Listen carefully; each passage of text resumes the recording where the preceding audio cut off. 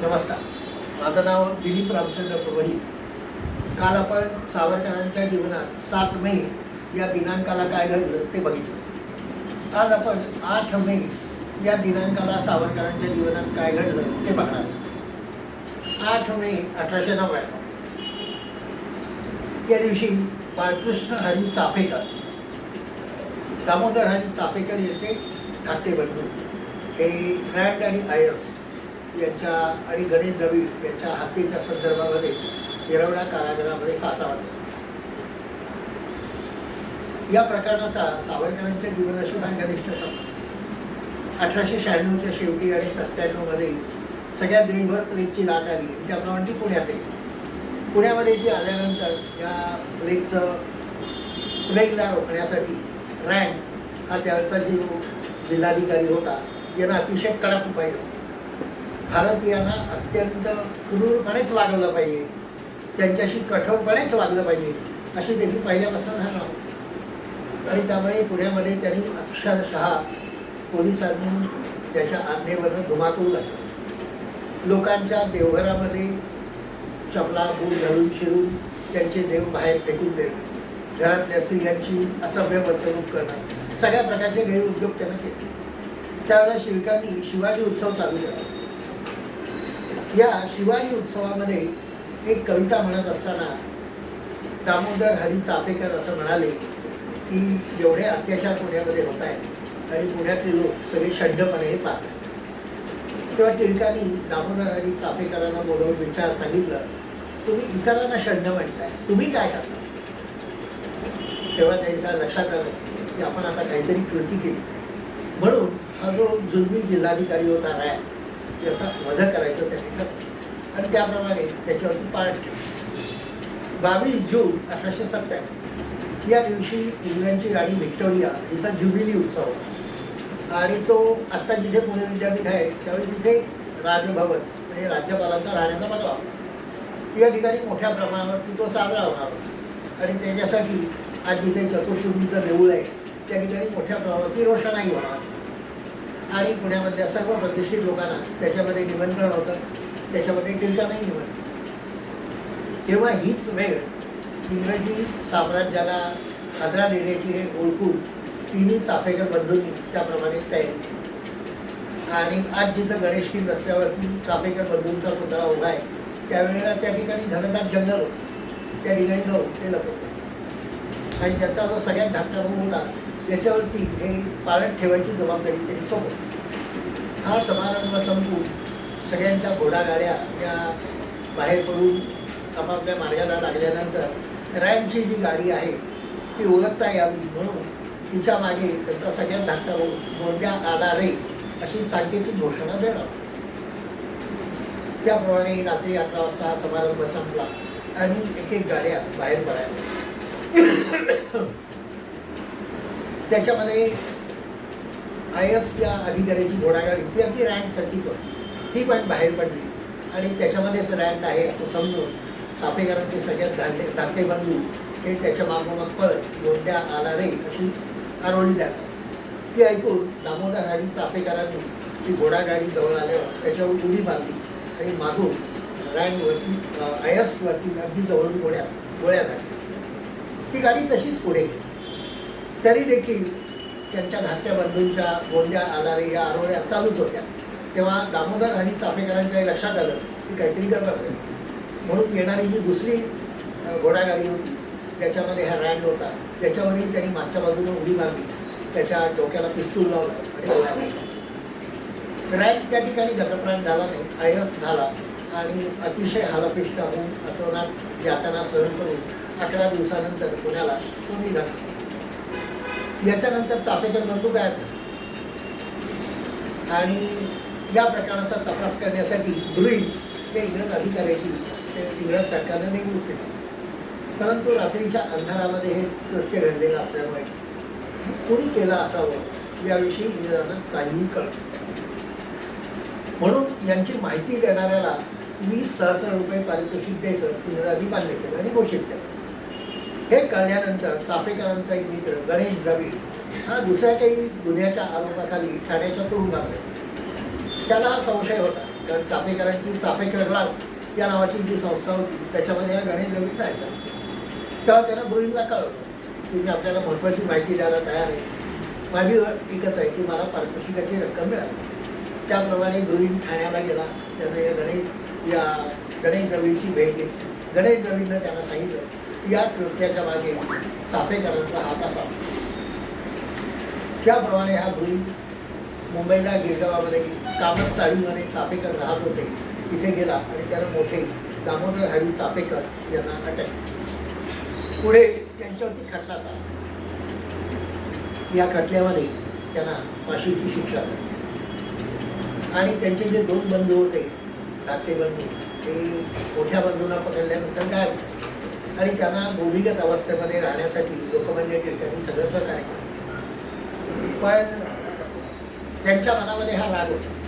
या गणेश द्रविडनं ही जी फितुरी केली आहे याचं त्याला प्रायश्चित्त भोगायला लागलं. म्हणून ते त्यांच्या भूमिगत अवस्थेतनं बाहेर आले आणि पुण्यामध्ये येऊन त्यांनी या गणेश द्रविडला आज ज्या ठिकाणी पुण्या मुरलीधर आहे त्या ठिकाणी रात्रीच्या वेळेला तुला ब्रुईंग साहेबांनी चौकशीसाठी बोलावले असं सांगून स्वतः पठाणाचा वेश धारण केलेला होता, त्याला खाली बोलवलं आणि काही अंतरावरती तो आल्यानंतर त्याच्यावर गोळ्या झाडल्या आणि त्याला ठार. याच्यानंतर ब्रुईंगला संशय आलाच होता की हे जे 2 धाकटे बंधू गायब झालेले आहेत त्यांचंच हे कृत्य असावं. म्हणून त्यानं या दोघांनाही पोलीस चौकीमध्ये बोलवलं आणि त्यांची चौकशी केली. त्यावेळेला जो काही प्रकार घडला त्याच्यामध्ये त्यांचे दोन्ही बंधू यांना अटक झाली. त्यांचा आता खटला चालला आणि हे बाळकृष्ण हरी चाफेकर यांना 8 मे 1899 या दिवशी फाशी दिली. नंतर या द्रविड बंधूंना मारण्यामध्ये ज्यांचे मित्र रानडे हे सहभागी होते त्यांनाही फाशीची शिक्षा झाली. त्यांना 10 मेला फाशी आणि त्यांचे सगळ्यात धाकटे बंधू हे याच्यामध्ये होते, त्यांना 12 मेला फाशीची शिक्षा झाली. जगाच्या इतिहासामध्ये देशाच्या स्वातंत्र्यासाठी जगामधले 3ही बंधू फाशी गेले त्याचं हे जगातलं एकमेव उदाहरण. आणि हे सगळं वृत्त केसरीमध्ये त्यामध्ये येत आणि हा केसरी सावरकरांचं जन्मगाव जे भगूर या ठिकाणी गावातले प्रतिष्ठित लोक जमून वाचत असतात. कारण त्यांचे वडील हे भगूर गावामध्ये एक अतिशय प्रतिष्ठित ग्रस्त. हे सगळं केसरीमध्ये वाचल्यानंतर बालविनायकाचं मन हे पेटून होतं आणि त्यानं अष्टभुजा देवीसमोर जाऊन प्रतिज्ञा केली, या राष्ट्राच्या स्वातंत्र्यासाठी मी मारिता मरे तो झुंजेन. शिवाजीप्रमाणे यशस्वी झालो तर राज्याभिषेक करून घेईन, अन्यथा चाफेकरांप्रमाणे अवतार पेटा. या गोष्टीचा बालविनायकाच्या मनावर एवढा परिणाम झाला की रात्री सगळेजण झोपले असताना कंदिलाच्या प्रकाशामध्ये त्यांनी चाफेकरांवर एक पोवाडा लिहायला सुरुवात. एके दिवशी त्यांच्या वडिलांनी बघितलं एवढ्या रात्री कंदील चालू आहे आणि तात्या काहीतरी लिहितोय, म्हणून ते जवळ गेले आणि त्यांनी बघितलं का चाफेकरांचा पोवाडा. त्याच्यामधला श्रेष्ठ काव्य पाहून त्यांच्या वडिलांना धन्यता वाटली, पण त्याचबरोबर त्याच्यामधल्या 10 विचारामुळे त्यांना भीती वाटली. ते तात्याला म्हणाले, तात्या तुझ्यावरती आपल्या सगळ्या घराची द्वारका उभी आहे, तू शिकून मोठा झाल्यानंतर तुला जे योग्य वाटेल ते कर. फक्त वयाच्या 16व्या वर्षी चाफेकरांवर हा जो फटका सावरकरांनी लिहिला, सगळा फटका खूप दीर्घ आहे त्यामुळे त्याचं परीक्षण करणं शक्य नाही. पण त्याच्या शेवटच्या ज्या 4 ओळी आहेत त्याच्यामध्ये सावरकरांनी आपलं जीवित ध्येय स्पष्ट केलं आहे. फाशी नाती यज्ञवेदिका रक्ते नाली ही तुमच्या सांडुनी होवो त्याची राष्ट्रगणी सार्थक रक्ताचे. आणि याच्यामधून ही जी त्यांनी प्रतिज्ञा घेतली, अगदी लहान वयामध्ये घेतलेली ही प्रतिज्ञा, अगदी लहान वयामध्ये लिहिलेला हा प्रति फटका आयुष्यभर त्यांनी पाळला. प्रतिज्ञा येणारे अनेक असतात, पण शेवटपर्यंत आपल्या राष्ट्राच्या हिताच्या यज्ञामध्ये स्वतःच्या संपूर्ण आयुष्याची आहुती देणारे सावरकरांसारखे क्वचित असतात. या फटक्याचा इतिहासही मोठा मनोरंजन. हा फटका इतका स्फोटक होता की त्यावेळी तो पुढे छापला नाही. पुढे सावरकरांच्या सगळ्या साहित्यावर बंदी आली, या फटक्यावर बंदी आली नाही कारण कोणी तो छापलाच नाही.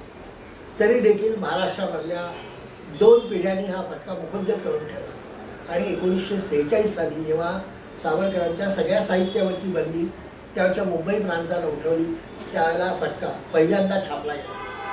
संपूर्ण फटका मुळातूनच वाचण्यासाठी केवळ 16व्या वर्षी सावरकरांचं काव्यावरती किती प्रभुत्व आहे, शब्दसृष्टीचे ते कसे ईश्वर झालेले हे आपल्याला याच्यामध्ये बघायला मिळेल.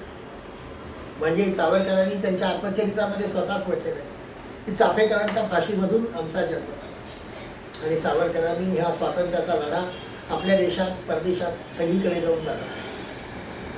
याच दिवशी सावरकरांची जीवनामधली दुसरी महत्त्वाची गोष्ट म्हणजे 8 मे 1945 या दिवशी त्यांची कन्या प्रभा हिचा विवाह पुण्यामध्ये विष्णुशास्त्री चिपळूणकरांचे नातू माधवराव चिपळूणकर यांच्याबरोबर झाला.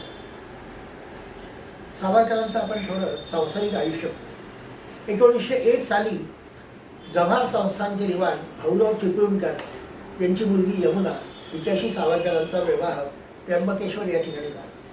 1904 साली त्यांना प्रभाकर नावाचा मुलगा आणि तो 4 वर्षाचा असताना 1908 साली देवीनं गेला आणि त्यावेळेला सावरकर हे लंडनमध्ये होते. त्यांनाही जेव्हा वार्ता कळली तेव्हा त्यांनी प्रभाकरास या नावाची अतिशय सुंदर कविता लिहिली. पुढे सावरकरांना 50 वर्ष काळेपाणी 2 जन्मठेपेची शिक्षा झाली आणि डोंगरीच्या कारागृहामध्ये त्यांची पत्नी आणि त्यांची आयुष्यामधली शेवटची ठरवून होणारी भेट झाली. त्याला सावरकरांनी पत्नीला आश्वस्त केलं होतं की मी असं ऐकलंय की अंदमानमध्ये 5 वर्ष शिक्षा भोगल्यानंतर आपल्या कुटुंबाला देऊ देतात, तर आपण 5 वर्ष धीर झाला, पुन्हा आपण अंदमानच्या झोपडीमध्ये आपला संसार सुरू. पण सावरकरांच्या बाबतीमध्ये कुठलाही नियम इंग्रज सरकारने कधीही पाळला नाही आणि सावरकरांची आणि त्यांच्या पत्नीची कायमची जणू ताटातूट झाली. पुढे 1924 साली 6 जानेवारीला सावरकरांची येरवडा कारागृहातून मुक्तता झाली आणि ते येरवड्याला रत्नागिरीला येऊन स्थानबद्ध झाले आणि त्या ठिकाणी त्यांचा संसार सुरू झाला. सावरकरांनीच एका कवितेमध्ये म्हटलेलं आहे, निर्वंश होऊनी ठरेल अखंड वंश. त्यांना अपेक्षाही नव्हता संभव संसाराचा, तो त्यांचा संसार पुन्हा सुरू झाला आणि 1925 साली त्या संसार वेलीवरती प्रभा या नावाचं एक फूल उमललं. ही सावरकरांची अतिशय लाडकी लेक होती आणि 1945 साली तिचा विवाह विष्णुशास्त्री चिपळूणकरांचे नातू माधवराव चिपळूणकर यांच्याबरोबर या पुण्यामध्येच झाला. त्यावेळेला अनेकांनी सावरकरांवर टीका केली की त्यांनी आपला जावई शोधला, ते आंतरजातीय विवाहाचा पुरस्कार करतात पण दुसऱ्या जातीमधला शोधला. त्याला सावरकरांनी आधीच उत्तर देऊन ठेवलं होतं की विवाह ही सक्तीची गोष्ट नाही आहे आणि त्याच्यामध्ये अनेक गोष्टी आहेत, प्रेम, एकमेकांना असलेली अनुरूपता, या अनेक गोष्टी आहेत आणि त्या सगळ्या होत असतील तर आंतरजातीय विवाह. सावरकरांची इच्छा हा विवाह सर्व धार्मिक संस्कार टाळून नोंदणी पद्धतीनं करावा अशी होती. पण सावरकरांची धाकटी भावज आहे म्हणजे नारायणराव सावरकरांच्या पत्नी शांताबाई यांनी त्यांना पटवून दिलं की तुमच्या कुटुंबामधलं हे पहिलंच कार्य, प्रभातची इच्छा सुद्धा, तुमच्या मुलीची इच्छा सुद्धा पारंपरिक पद्धतीनं आपला विवाह ताट्यामध्ये व्हावा अशी आहे. आणि सावरकर हे त्यावेळेला लोकमानसामध्ये लोकांमध्ये काम करणारे नेते होते, त्याचा मान ठेवून त्यांनी हा विवाह वैदिक पद्धतीनं पार पाडला. तिसरी 8 मेला घडलेली गोष्ट म्हणजे 8 मे 1947 या दिवशी मुंबईच्या छबिलदास कन्या शाळेमध्ये हिंदू राष्ट्र दलाच्या वतीनं हिंदुत्वनिष्ठ कार्यकर्त्यांचं संमेलन. या संमेलनाचं उद्घाटनही सावरकरांनीच केलं. या पाकिस्तानचा धोका सावरकर हे 1940 सालाच्या पूर्वीपासून दाखवत होते, ते पाकिस्तान त्यावेळेला अगदी जवळ आलेलं आणि सगळ्या देशभर दंगली चालल्या होत्या. त्याच्यामध्ये मुंबईला मुस्लिमांनी ज्या दंगली केल्या त्यावेळेला हिंदू समाजाचं संरक्षण करण्यासाठी ज्या कार्यकर्त्यांनी काम केलं त्या सर्व कार्यकर्त्यांचा सावरकरांच्या हस्ते सत्कार करण्यात आला. सावरकर हे केवळ विचारवंत नाही आहे, ते कृतिशूल आहे. उक्ती आणि कृती, विचार आणि कार्यप्रवणता याचा उत्कृष्ट संगम म्हणजे सावरकर. त्यांचं हे वैशिष्ट्य आहे की ते केवळ विचार सांगून थांबले नाही तर प्रत्यक्ष कृतीच्या संग्रामामध्ये त्यांनी तेवढ्याच धाडसानं होती. आज आपल्याला ही गोष्ट फार सोपी वाटते पण त्यावेळेला ही गोष्ट फार अवघड होती. याचं कारण मुस्लिम समाज जो दंगली करत होता त्याच्यावर काही कारवाई करायची त्यावेळेचे आपले मुंबई प्रांताचे गृहमंत्री मोरारजी देसाई यांची इच्छा होती. पण हिंदू समाजाचं संरक्षण करण्यासाठी जे कार्यकर्ते उतरत होते या सगळ्यांवर नाना प्रकारांनी त्यांना अटक करणं, त्यांच्याकडनं जामीन मागणं, त्यांच्यावरती खटले भरणं, त्यांना तुरुंगामध्ये टाकणं, अशा प्रकारची एकतर्फी दडपशाही चाललेली. या देशामध्ये त्या कालखंडामध्ये गांधीजींच्या नेतृत्वाखाली मुस्लिमांना एक प्रकारचा नकाराधिकार प्राप्त झालेला होता. ते म्हणतील ते सत्य अशी सगळ्यांची धारणा झाली होती. आणि गृहमंत्री मोरारजी देसाई हे सगळी दडपशाही ही हिंदुत्वनिष्ठ कार्यकर्त्यांवर करत होते. म्हणून त्यांचा सत्कार हा त्यावेळेला महत्त्वाचा मानला पाहिजे. चौथी 8 मे या दिवशी घडलेली गोष्ट म्हणजे 8 मे 2002 या दिवशी लोकसभेमध्ये मार्क्सवादी कम्युनिस्ट पक्षाचे खासदार आचार्य आणि त्यांचे इतर खासदार यांनी अंदमानच्या विमानतळाला जे स्वातंत्र्यवीर सावरकर आंतरराष्ट्रीय विमानतळ असं जे नाव दिलं होतं याच्यावरून लोकसभेमध्ये खूप आरडाओरडा केला आणि सावरकरांवर अतिशय खालच्या पातळीवर उतरून टीका केली. कम्युनिस्टांचंही वैशिष्ट्य call the dog bad and shoot him. पण त्यावेळेलाही त्यांना सांगितलं गेलं आणि आताही हेच सांगण्याची वेळ आलेली आहे, the dog will put up a dog in resistance. आणि आजचे जे उथळ बुद्धीचे कम्युनिस्ट नेते आहेत जे सावरकरांकडून काय वाटेल ते गलिच्छ आरोप करतायत, यांच्यासाठी कम्युनिस्ट पक्षामधल्या त्यांच्याच महर्षी सदृश पितामह सदृश नेत्यांनी सावरकरांचा काय शब्दामध्ये गौरव केला आहे हे मी तुम्हाला मुद्दाम वाचून दाखवतो. कम्युनिस्ट पक्षाची स्थापना केली 1925 साली, ज्यावेळेला या लोकांचा जन्मही झाला नव्हता. त्या मानवेंद्रनाथ रॉय यांनी सावरकर पूर्णपणे बंधमुक्त होऊन मुंबईला आल्यानंतर त्यांचा काय गौरव केला आहे तो ऐका. बर्गर ब्रिटिश साम्राज्यशाहीशी ते दोन हात करत होते तेव्हा मी एक शालेय विद्यार्थी. त्यांच्या जीवनाने मला राजकारणात साम्राज्यशाहीशी लढण्याची प्रेरणा दिली व मी राजकारणातले पहिले पाऊल त्यांच्याच मार्गाने टाकले. सावरकरांच्या सत्काराला उपस्थित असलेले दुसरे नेते लालजी पेंडसे म्हणाले, ज्या पिढीने पहिला राजकीय शब्द आपणाकडून ऐकला आणि वाचला त्या पिढीच्या वतीने मी आपले स्वागत करतो. आज महाराष्ट्रातील शेकडो तरुण ब्रिटिश साम्राज्यशाही नष्ट करण्यासाठी सिद्ध आहेत. त्यांचे नेतृत्व घेण्यासाठी आपण धैर्याने पुढे याल अशी आशा आहे. सावरकर गेल्यानंतर कम्युनिस्ट पक्षाचे अध्यक्ष श्रीपाद अमृत डांगे म्हणाले, in the death of Veer Savarkar India has lost a great revolutionary to oppose imperials. सावरकरांच्या मृत्यूमुळे हा देश एका महान क्रांतिकारकाला मुकलेला आहे की ज्यांनी साम्राज्यवादाचा विरोध केला. He inspired many great freedom fighters. त्यांनी असंख्य महान स्वातंत्र्य सैनिकांना प्रेरणा दिली. लोकसभेतले कम्युनिस्ट पक्षाचे नेते प्राध्यापक हिरेन मुखर्जी म्हणाले, Veer Savarkar would be remembered not only as a leader of Hindu Mahasabha but a national leader. Veer Savarkar हे केवळ हिंदू महासभेचे नेते म्हणून नव्हे तर एक राष्ट्रीय नायक म्हणून मानले जाते. 1958 साली सावरकरांच्या अमृतमोही महोत्सवी मुंबई महापालिकेनं मुंबईचे महापौर कॉम्रेड मिरजकर यांच्या वतीनं त्यांना मानपत्र दिलं. त्यात म्हटलेलं आहे, the world knows you a poet of revolutionary realism, as a historian, as a learned critic and commentator, and as a crusader in the cause of abolition of untouchability. सगळं जग तुम्हाला ओळखतं. ते क्रांतिकारी वास्तववादाचा कवी, एक इतिहासकार, एक विद्वान, टीकाकार आणि भाष्यकार आणि अस्पृश्यता नष्ट करण्याच्या कामामधला एक महान धर्मयोद्धा. Your herculean efforts in the cause of freedom and the untold sufferings and sacrifice you cheerfully bore will ever remain a shining example in Indian history. तुमचं देशाच्या स्वातंत्र्यासाठी तुम्ही केलेले भगीरथ प्रयत्न आणि ज्या अनन्वित अत्याचार तुम्ही सहन केले आणि जो त्याग केला हसत मुखानं हा भारताच्या इतिहासामध्ये एक तळपणारा अध्याय म्हणून लिहिला and will continue to inspire millions. आणि कित्येक दशलक्ष लोकांना, कोट्यवधी लोकांना तुमचं जीवन हे प्रेरणा देतं.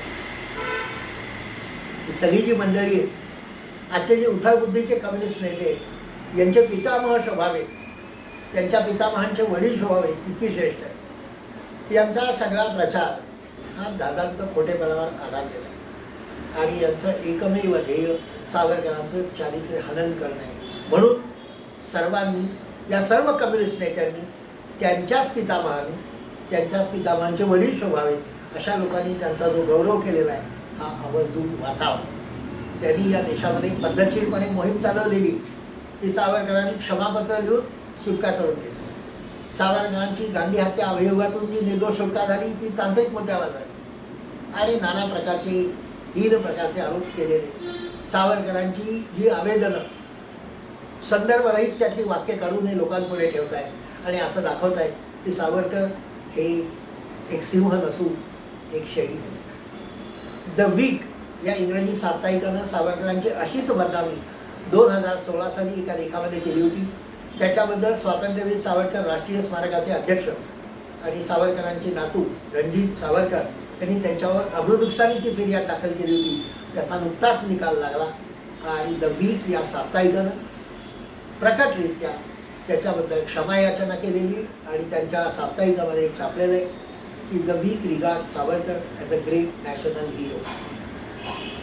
सावरकरांच्या विचारांवर कोणी टीका केली माझा आक्षेप नाही, पण जेव्हा रत्नाकर महाजनसारखा जबाबदार मनुष्य, महाराष्ट्रामध्ये जन्माला आलेलं मनुष्य शिदोरीमध्ये लिहितो की सावरकर हे बलात्कारी होते, त्यावेळेला त्याच्यावर अब्रूनुकसानीचा खटला भरणं आणि तो भरला गेलेला आहे हाच योग्य मार्ग आहे. आणि मला खात्री आहे की एक दिवस या खटल्याचाही निकाल सावरकरांच्या बाजूनं लागेल. हे लेखणी बाददार रत्नाकर महाजन यांना क्षमा मागावी लागेल किंवा 100 कोटी रुपये नुकसान भरपाई द्यावी लागेल. सावरकरांच्या विचारांची मतभेद असं मतभेद ठेवायचं प्रत्येकाला स्वातंत्र्य आहे, पण एक निश्चित आहे की त्यांच्या व्यक्तिमत्वामध्ये एवढ्या गुणांचा समुच्चय आहे की त्यातलं काही ना काही प्रत्येकाला आवडेल. याचं मी एकच उदाहरण शेवटी सांगतो आणि थांबतो. श्यामाचरण शुक्ला या नावाचे मध्य प्रदेशचे मुख्यमंत्री होते. 1972 साली त्यांनी इंदूरमध्ये सावरकरांचा एक भव्य पुतळा उभारला आणि त्याचं उद्घाटन. त्यावेळी देखील अनेक काँग्रेसच्या लोकांच्या पोटात दुखायला त्याला श्यामाचरण शुक्ला त्यांना म्हणाले. त्यांचे आणि आपले राजकीय मतभेद असले तरी देखील त्यांनी देशाच्या स्वातंत्र्यासाठी फार मोठा त्याग केला. विठ्ठलराव गाडगे हे पुण्यामधून 3 वेळा खासदार म्हणून निवडून आले होते, तेही काँग्रेसचे होते, पण हेगच्या आंतरराष्ट्रीय न्यायालयाचा निर्णय जो भारतामध्ये उपलब्ध नव्हता. माहिती आणि प्रसारण मंत्री झाल्यानंतर 1981 साली त्यांनी हेगच्या आंतरराष्ट्रीय न्यायालयामधून तो आणला आणि आज संसदेच्या ग्रंथालयामध्ये अभ्यासकांसाठी हा हेगचा निर्णय उपलब्ध आहे. काँग्रेस असो, समाजवादी असो, कम्युनिस्ट असो, यांचे पितामह शोभावेत अशा लोकांना देखील सावरकरांशी वैचारिक मतभेद असून देखील आदर वाटला. हे उदाहरण त्यांनी सर्वांसमोर ठेवावं. लोकशाही ही विचार स्वातंत्र्यावरच आधारलेली आहे. आपले विरोधक कुठल्याही मार्गाने त्यांचं चारित्र्यहनन करणं आणि त्यांना नेस्तनाबूत करणं या कम्युनिस्टांच्या सगळ्या जगभर त्यांनी हेच केलेलं आहे. एकेकाळी ते सुभाषचंद्र बोसांना जपान्यांच्या हातातलं भावडे म्हणत होते. पंडित जवाहरलाल नेहरूंना भांडवलदारांचा कुत्रा म्हणत होते. महात्मा गांधींना भांडवलदारांचा बगलबच्चा म्हणत होते. कारण त्यांच्याशी मतभेद व्यक्त करणाऱ्या कुठल्याही व्यक्तीला ते शिवीगाळ करतात आणि अतिशय खालच्या पातळीवर उतरून टीका करतात. आपल्या देशाचं सुदैव एवढंच आहे की त्रिपुरा आणि बंगाल ज्या 2 ठिकाणी मार्क्सवाद्यांचं आणि कम्युनिस्टांचं प्राबल्य होतं त्या दोन्ही राज्यातून ते पूर्णपणे उखाडले गेले. नुकतीच बंगालमध्ये जी निवडणूक झाली त्याच्यामध्ये डावी आघाडी हिला अगदी नगण्य मतं पडली. त्यांच्या मागच्या विधानसभेत 26 आमदार होते, यावेळी त्यांची संख्या शून्यावर आली.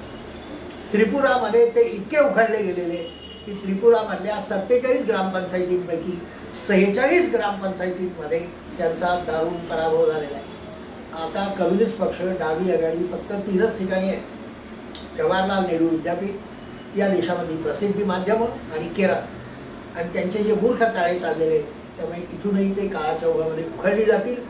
सावरकरांची कीर्ती ही कालगतीला उल्लंघून जाईल. त्यांच्यावर थुंकणारे हे क्षुद्र लोक हे काळाच्या ओघात नाहीसे होतील आणि या देशामधल्या तरुण पिढीला हे पटेल की सावरकरांचं संपूर्ण जीवन हे राष्ट्र समर्पित जीवन आहे. त्यांनी त्यावेळी मांडलेले विचार त्यावेळी लोकांना पटले नाही, 21व्या शतकामध्ये लोकांना पटतील. कारण 21वं शतक हे गांधी आणि नेहरूंचं शतक नाही आहे, तर हे स्वातंत्र्यवीर सावरकर आणि डॉक्टर हेडगेवार यांचं शतक.